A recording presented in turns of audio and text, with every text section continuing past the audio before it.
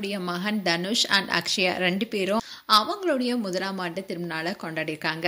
அந்த கொண்டாட்ட வீடியோவை நெப்போலியன் அவருடைய சோஷியல் மீடியா பேஜில் ஷேர் பண்ணியிருக்காரு.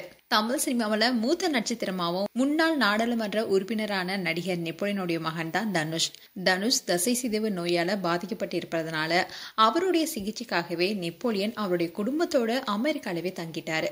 இந்நிலைதான் 2024 நவம்பர்ல தனுஷ் அண்ட் அக்ஷயோடைய முதல் திருமணம் ஜப்பான் நடந்துச்சு.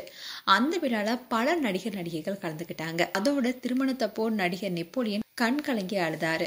அதை பார்த்து நடிகர் சரத்குமாரும் அழுதாரு. இப்படி ரொம்ப எமோஷனலா இருந்துச்சு அவங்களுடைய திருமண நிகழ்வு.